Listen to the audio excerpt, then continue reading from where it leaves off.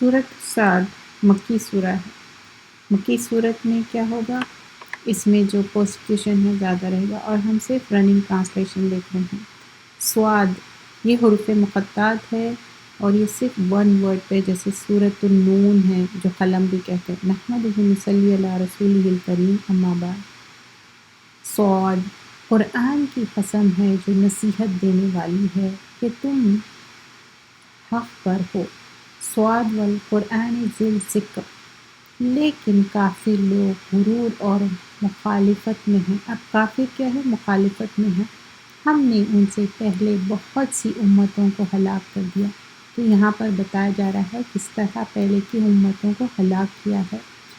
تو وہ فریاد کرنے لگے اور وہ رہائی کے وقت نہیں تھے، اور انہوں نے تعجب کیا کہ انہی میں سے ان کے پاس ڈرانے والا آیا، اور کافروں نے کہا یہ تو جادوگر ہے، جھوٹا ہے۔ رسول اللہ صلی اللہ علیہ وسلم کو کہا جا رہا ہے، کیا اس نے اتنے معبودوں میں ایک ہی معبود بنا دیا ہے؟ یہ بات تو عجیب سی ہے۔ تو میں جو بڑے لوگ تھے اٹھ کھڑے ہوئے اور کہا کہ چلو اور اپنے معبود پر قائم رہو، بلا شبہ یہ تجویز تمہاری مراد ہے۔ یہ بات پچھلے مذہب میں ہم نے سنی ہی نہیں، یہ تو ایک بالکل بنائی ہوئی بات ہے۔ کیا ہم سب میں سے اسی پر نصیحت اترتی ہے؟ بلکہ یہ لوگ میری نصیحت کی کتاب میں شک کرتے ہیں، بلکہ انہوں نے میرے عذاب کا مزہ چکھا ہی نہیں۔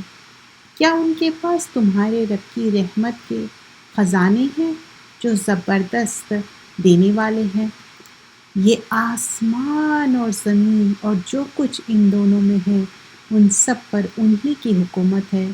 تو چاہیے کہ رسیاں لے کر آسمان پر چڑھ جائیں۔ آیت نمبر 11۔ یہاں شکست کھائے ہوئے لوگ میں سے کسی گروہ کا لشکر ہے۔ ان سے پہلے نوح علیہ السلام کی قوم اور عاد کی قوم اور میخوں والے فرعون کی قوم جھٹلا چکی ہے، اور سمود اور قوم لوط اور ایکا کے رہنے والوں نے وہ یہی گروہ ہے۔ ان سب نے پیغمبروں کو جھٹلایا تھا، تو میرا عذاب واقع ہو گیا، اور یہ لوگ تو ایک زور کی آواز کا انتظار کرتے ہیں جس میں شروع ہوئے پیچھے کوئی وقت نہیں۔ اور یہ لوگ کہتے ہیں کہ اے ہمارے رب، ہمارا حصہ ہم کو حساب کا دینے سے پہلے ہی دے دے۔ اے نبی اکرم صلی اللہ علیہ وسلم، جو یہ کہتے ہیں آپ اس پر صبر کریں، اور یاد کیجئے ہمارے بندے داؤد علیہ السلام کو، جو وہ صاحب قوت تھا۔ بلا شبہ جو صاحب قوت تھا وہ بہت رجوع ہونے والے تھے۔ داؤد علیہ السلام، ہم نے پہاڑوں کو حکم کیا کہ صبح اور شام ان کے ساتھ اللہ کی پاکی بیان کیا کرے، اور وہ پرندوں کو بھی جو ہمارے رہتے تھے، سب انہی کی وجہ سے ذکر میں مشغول رہتے تھے۔ داؤد علیہ السلام کی تعریف کی جا رہی، اور ہم نے ان کی بادشاہت کو مضبوط کیا تھا، اور ان کو ہم نے دانائی بخشی تھی اور فیصلہ کرنے والی کتاب عطا فرمائی۔ اور کیا آپ کے پاس ان جھگڑنے والوں کی خبر آئی جب وہ دیوار پھاند کر آئے عبادت خانے کی طرف؟ جب وہ داؤد علیہ السلام کے پاس اندر داخل ہوئے تو وہ ان سے گھبرا گئے۔ انہوں نے کہا آپ ڈریے نہیں، ہم دونوں کا ایک مقدمہ ہے، ہم میں سے ایک دوسرے پر زیادتی کی ہے، تو آپ ہمیں انصاف سے فیصلہ کر دیجئے، اور آپ بھی بے انصافی نہ کیجئے، اور ہم کو سیدھی راہ دکھا دیجئے۔ اے میرے بھائیوں، اس کے پاس 99 دمبیاں ہیں، اور میرے پاس ایک دمبی ہے، تو یہ کہتا ہے کہ یہ مجھے دے دو۔ اور گفتگو میں مجھے دباتا ہے۔ داؤد علیہ السلام نے کہا کہ بے شک وہ تم پر ظلم کرتا ہے جو تیری دمبی مانگتا ہے کہ اپنی دمبیوں میں ملا لے، اور اکثر شریک ایک دوسرے پر زیادتی کرتے ہیں، مگر جو لوگ ایمان لائے اور نیک عمل کرے، اور ایسے لوگ بہت کم ہیں۔ اور داؤد علیہ السلام نے خیال کیا کہ اس واقعے سے ہم نے ان کو آزمایا ہے، تو انہوں نے اپنے رب سے مغفرت مانگی اور سجدے میں گر پڑے اور اللہ کی طرف رجوع ہوئے۔ یہاں پر سجدہ ہے، تو ہم نے ان کو معاف کر دیا، اور بلا شبہ ان کے لیے ہمارے پاس قرب اور اچھا انجام ہے۔ اے داؤد، ہم نے تم کو زمین میں خلیفہ بنایا ہے، تو لوگوں کے درمیان انصاف کے ساتھ فیصلہ کیجیے، اور خواہشوں کی پیروی نہ کیجیے کہ وہ تم کو اللہ کی راہ سے گمراہ کر دے۔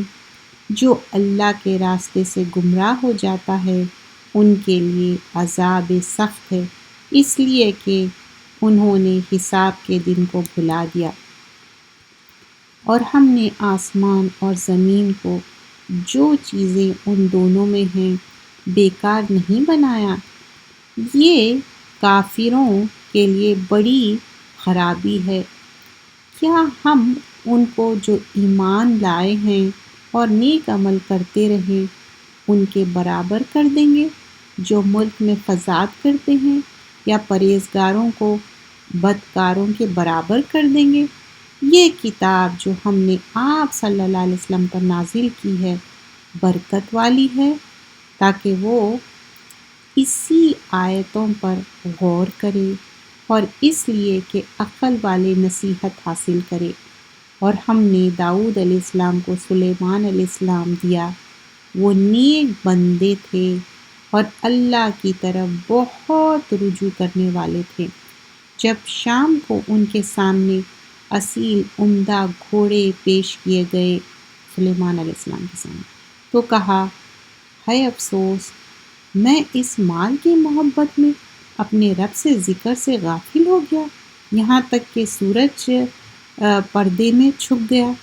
سلیمان علیہ السلام نے کہا، ان گھوڑوں کو میرے سامنے پھیر لاؤ۔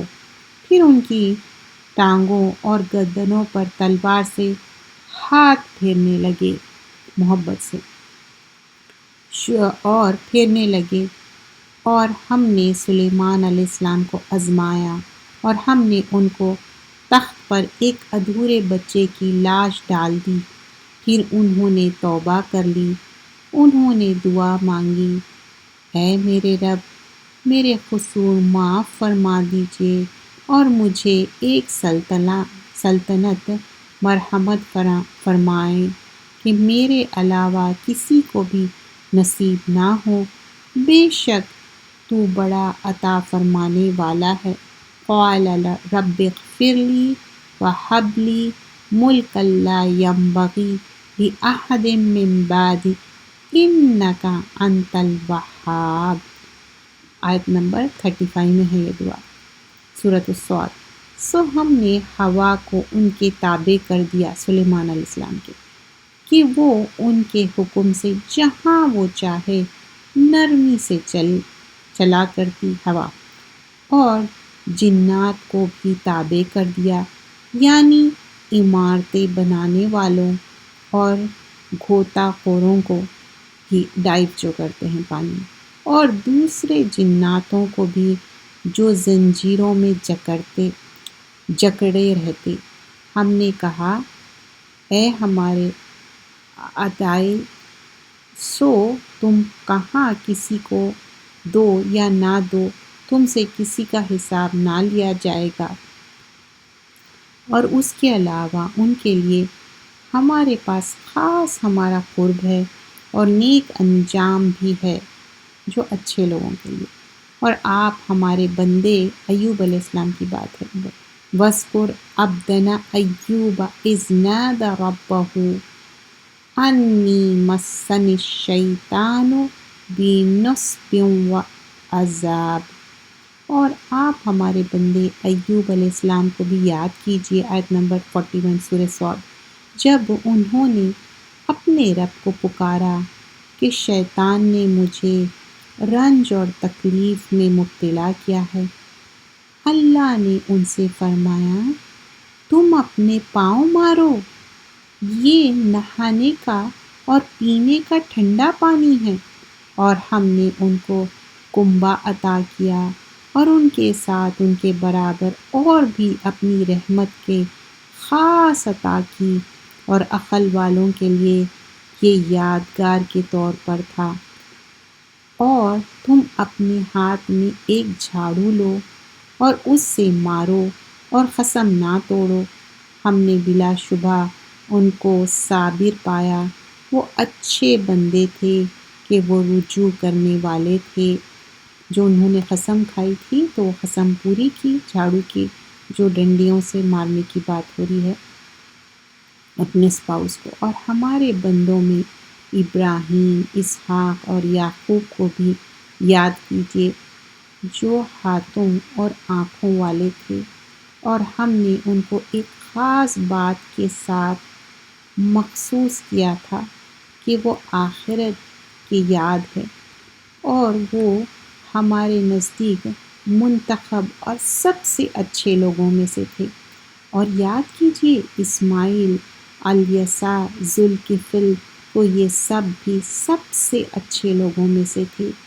یہ نصیحت ہے پرہیزگاروں کے لیے، اچھا ٹھکانہ ہے، ہمیشہ رہنے کے باغات ہے جن کے نیچے دروازے ان کے لیے کھلے ہوئے ہوں گے، ان میں تکیے لگے بیٹھے ہوں گے، کھانے پینے کے لیے بہت سے میوے اور پینے کی چیزیں مانگتے رہیں گے، اور ان کے پاس نیچے نگاہ والی ہم عمر عورتیں ہوں گی۔ یہ وہ چیزیں ہیں جن کا وعدہ تم سے روز حساب کے لیے کیا جا رہا تھا، اے ہمارے رزق ہے جو کبھی ختم نہ ہوگا۔ یہ بات تو ہو چکی، باغیوں کے لیے برا ٹھکانہ ہے جو حد سے بڑھنے والے، یعنی جہنم، اس میں وہ داخل ہوں گے تو بہت بری جگہ ہے، یہ کھولتا ہوا پانی اور پیپ، یہ لوگ اس کا مزہ چکھیں گے۔ اور اس طرح کے اور بہت سے عذاب ہوں گے۔ یہ ایک گروہ ہے جو تمہارے ساتھ داخل ہو رہا ہے، اللہ کی مار ہو ان پر، یہ بھی دوزخ میں داخل ہو رہے ہیں۔ وہ کہیں گے کہ تم پر اللہ کی مار ہو، تم ہی تو ہمارے سامنے مصیبت لائے، سو یہ دوزخ بڑی بری جگہ ہے۔ یہ دعا کریں گے کہ اے ہمارے رب، جو اس کو ہمارے سامنے لائے اسے دگنا عذاب دے دوزخ میں۔ اور وہ کہیں گے کیا بات ہے کہ ہم ان لوگوں کو نہیں دیکھتے جن کو ہم برے لوگوں میں خیال کرتے تھے۔ یہ بات کہ دوزخیوں کا لڑنا جھگڑنا بالکل سچ ہے۔ آپ فرما دیں میں تو ڈرانے والا ہوں، اور اللہ کے سوائے کوئی معبود نہیں، جو واحد ایک غالب ہے، وہ آسمان اور زمین اور جو مخلوق ان میں ہے سب کا مالک ہے، غالب ہے اور بخشنے والا ہے۔ آپ کہہ دیجئے کہ یہ ایک بڑی ہولناک چیز کی خبر ہے جس کو تم دھیان میں نہیں لاتے۔ مجھ کو عالم بالا کی کوئی خبر نہ تھی جب کہ وہ گفتگو کر رہے تھے، میرے طرف تو اس لیے وحی کی جاتی ہے رسول اللہ صلی اللہ علیہ وسلم کہ میں صاف صاف ڈرانے والا ہوں۔ جب آپ کے رب نے فرشتوں سے کہا کہ میں مٹی سے ایک انسان پیدا کرنے والا ہوں، تو جب میں اس کو درست کر لوں، اس میں اپنی روح پھونک دوں، تو تم اس کے آگے سجدے میں گر پڑنا۔ تو تمام فرشتوں نے سجدہ کیا مگر شیطان نے، اس نے تکبر کیا اور کافروں میں سے ہو گیا۔ آیت نمبر 75، اللہ نے کہا اے ابلیس، تجھ کو کس چیز نے اس کے سامنے سجدہ کرنے سے روکا جس کو میں نے اپنے ہاتھوں سے بنایا؟ کیا تو نے غرور کیا یا تو اپنے آپ کو بڑا سمجھتا ہے، اونچا سمجھتا ہے، تکبر کرتا ہے؟ ابلیس نے کہا، میں اس سے بہتر ہوں، مجھے آپ نے آگ سے پیدا کیا، اس کو مٹی سے پیدا کیا۔ اللہ نے فرمایا، تو یہاں سے نکل جا، تو مردود ہے اور تجھ پر قیامت کے دن تک میری لعنت رہے گی۔ ابلیس نے کہا، اے میرے رب، تو مجھے اس روز تک مہلت دے دے کہ لوگ دوبارہ زندہ کیے جائے۔ اللہ نے فرمایا، جا، تجھے مہلت دی جاتی ہے اس روز تک جس کا وقت مقرر ہے۔ ابلیس نے کہا، تو تیری عزت کی قسم ہے کہ میں ان سب کو گمراہ کر دوں گا مگر جو تیرے خاص بندے ہیں۔ کہا، یہ سچ ہے اور میں بھی سچ کہتا ہوں کہ میں دوزخ کو تجھ سے اور جو ان میں سے تیری پیروی کریں گے سب سے بھر دوں گا۔ آپ فرما دیں کہ میں تم سے اس پر کوئی صلہ نہیں مانگتا اور نہ میں بناوٹ کرنے والا ہوں۔ یہ قرآن تو دنیا والوں کے لیے بس ایک نصیحت ہے اور کچھ ہی عرصے بعد تم کو اس کا حال معلوم ہو جائے گا۔ یہ صرف رننگ ٹرانسلیشن تھا۔ جزاک اللہ خیرا کثیرا۔ سبحانک اللہم بحمدک، نشہد ان لا الہ الا انت، نستغفرک و نتوب الیک۔ السلام علیکم۔